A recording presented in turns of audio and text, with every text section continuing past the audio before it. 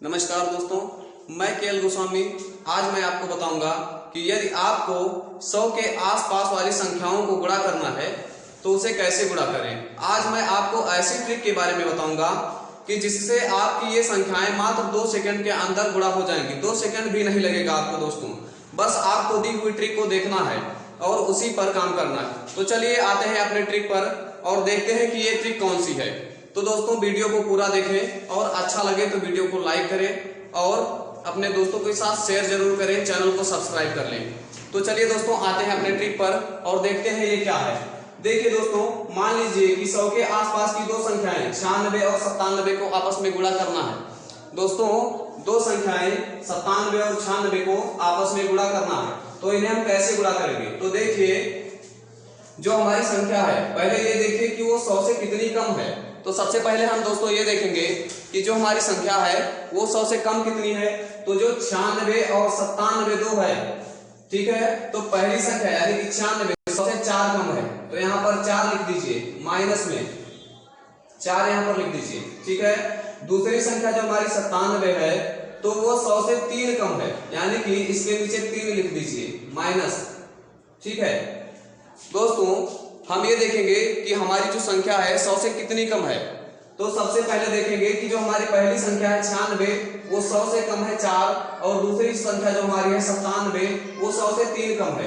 अब देखिए जो 96 उसके नीचे हमने -4 लिख दिया क्योंकि ये 4 कम थी, और जो 97 है उसके नीचे हमने 3 लिख दिया क्योंकि ये 100 से 3 कम है। अब ये वाला इधर वाला पोर्शन चाहे इसमें से घटा दो और चाहे ये वाला इसमें से घटा दो, यानी कि जो 4 है वो 97 में चाहे घटा दो या फिर जो 3 है वो चाहे 96 में से घटा दो।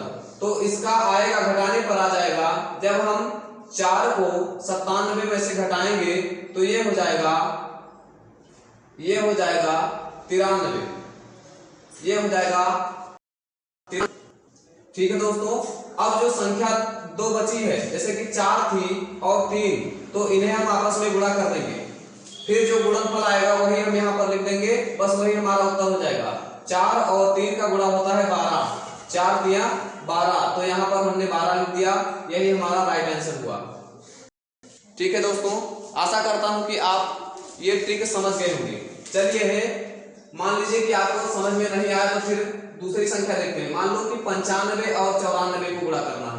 तो सबसे पहले 94 को देखेंगे कि 100 से कितनी कम है। तो ये देखिए 94 जो है वो 100 से 6 कम है, तो यहाँ पर 6 लिख देंगे। अब कम है तो माइनस लगा देंगे।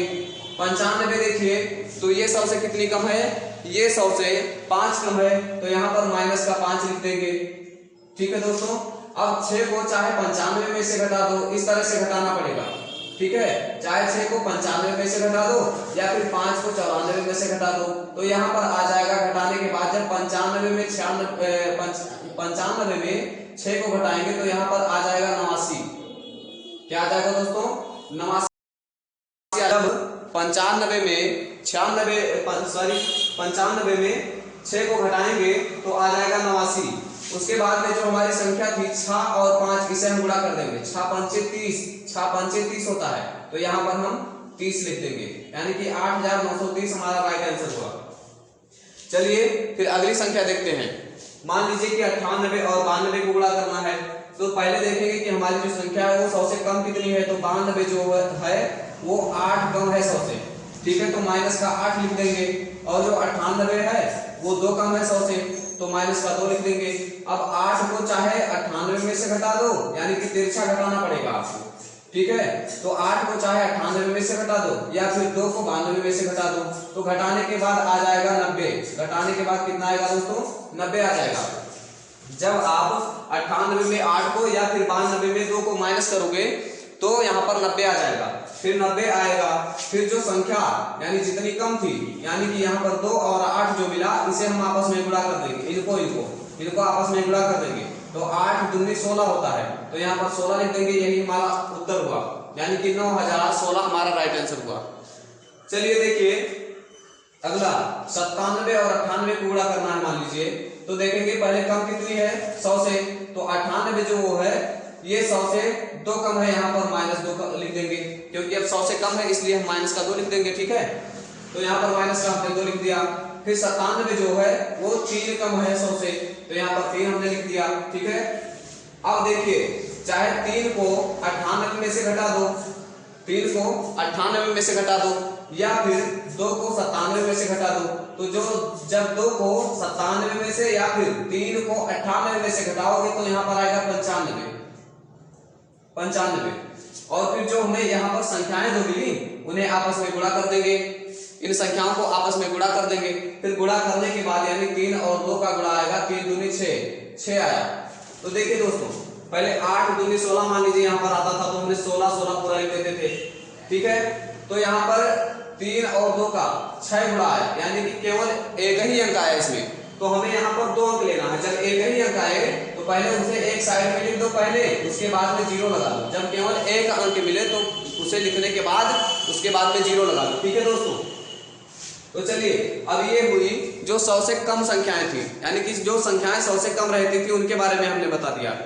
लेकिन अब देखते हैं कि जो संख्याएं 100 से अधिक होती हैं उन्हें हम कैसे आपस में गुणा करते हैं।